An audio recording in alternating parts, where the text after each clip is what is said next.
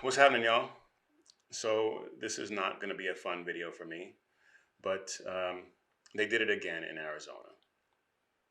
They called the race for Katie Hobbs, and even though that there is probably going to be a recount, I don't see the result changing.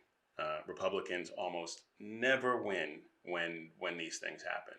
When the counts take this long, or when there's a recount, I think the official stat is like 85% of the time it goes the Democrats' way. So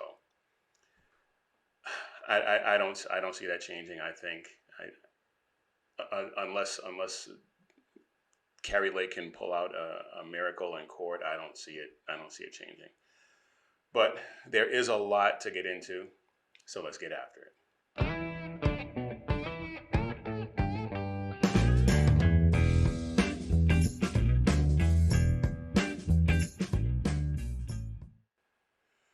Now, before we get into it, I just want to remind you that if you would like to support the channel, we now have merch hosted on my wife's store, karigirl.com.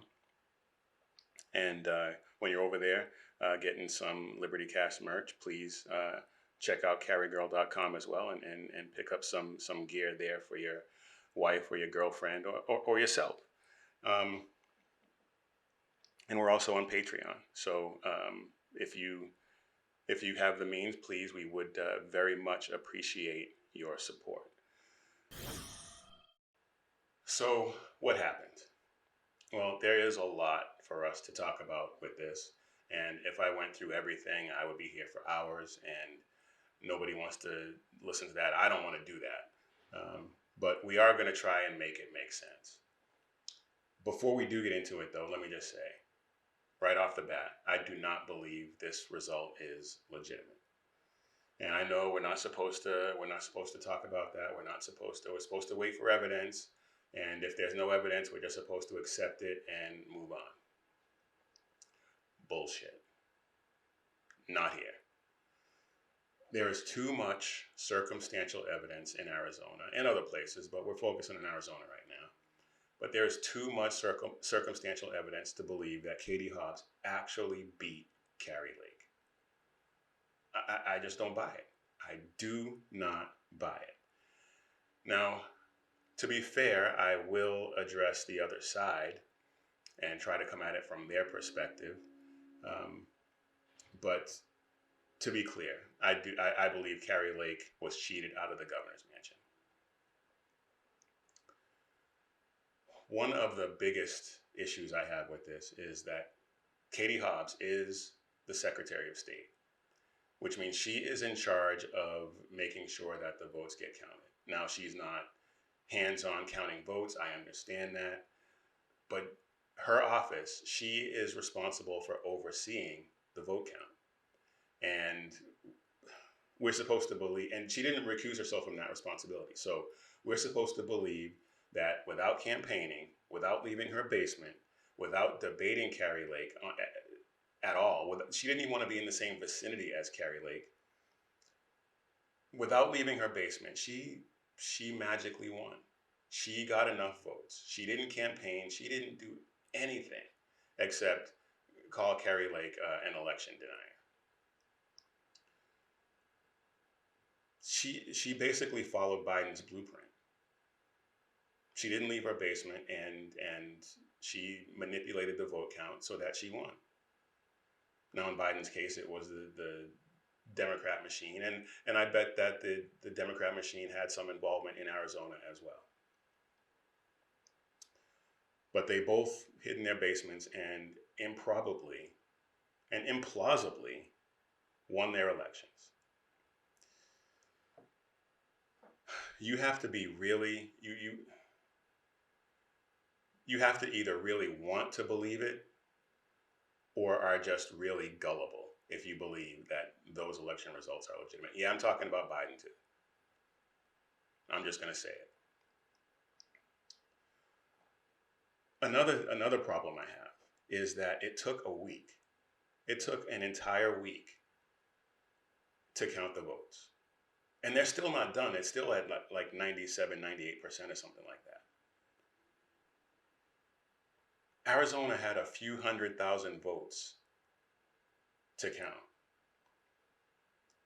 And Florida and Texas had millions. Florida had 3 times as many, and I'm pretty sure Texas had 4 or 5 times as many votes to count as Arizona did. And they got it done that night.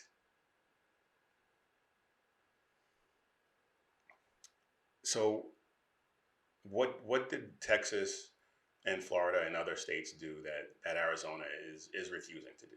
Well, Florida implemented some election integrity measures, which makes it much harder to cheat.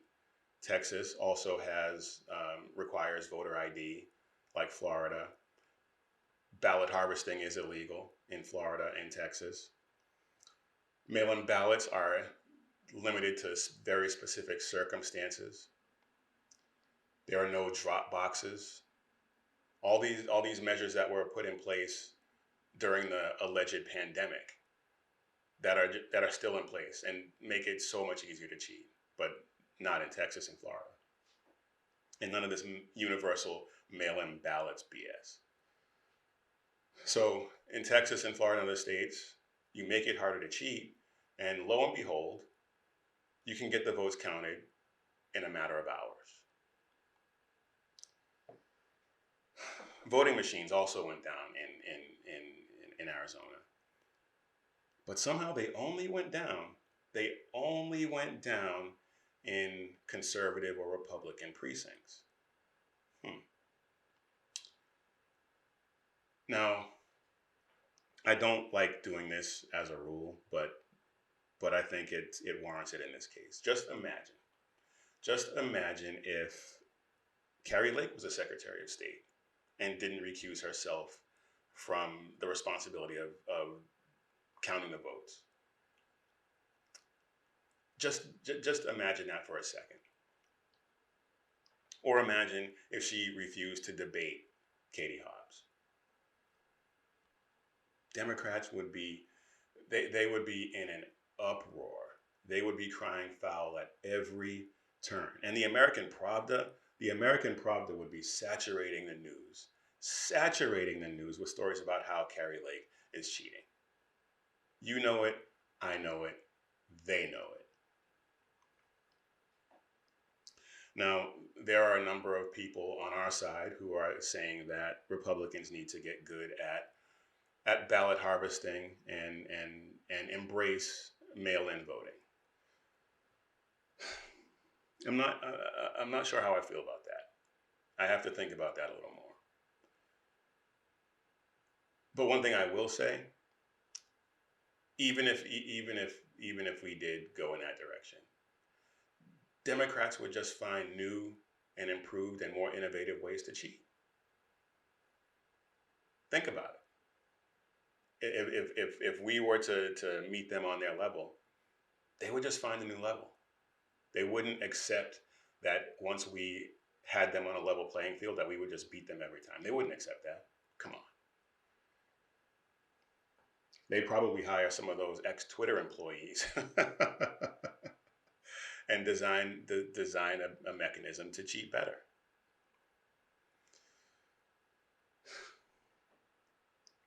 But let's for a moment assume that the results are legit.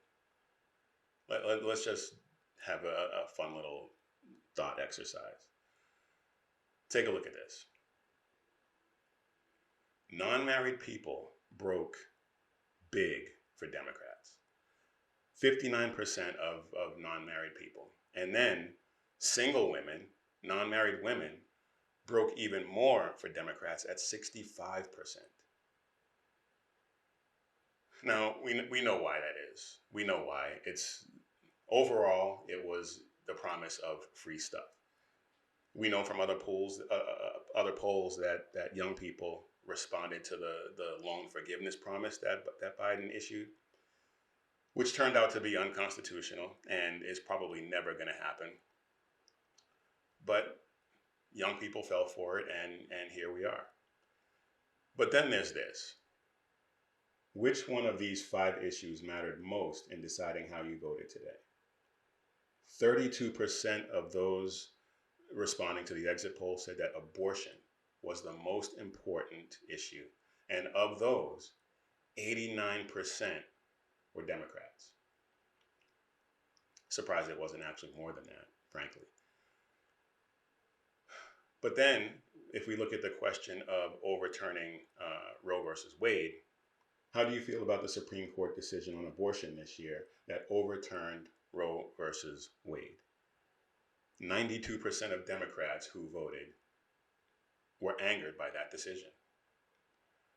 So if there were no questions of voter fraud or election integrity, one could make the case that overturning Roe v. Wade brought Democrats to the polls, brought them out in force. Now, in Arizona, there is a total ban on abortion that went into effect when Roe was overturned. So that probably was a bit of a factor that may have made it, all things being equal, closer than it otherwise would have been. But I don't believe that that is what swayed the election. I really don't. It's what leftists will point to.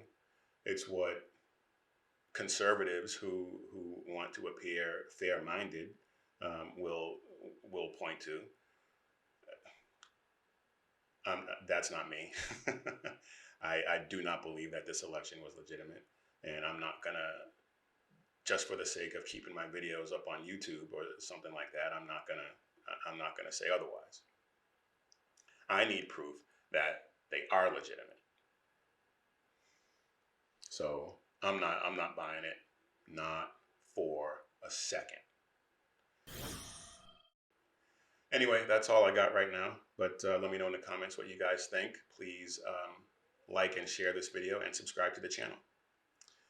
And remember, it's crucial that you keep your head on a swivel to keep you, your family, your friends, your community safe. Do that, and we'll see you next time right here on the Liberty Cast.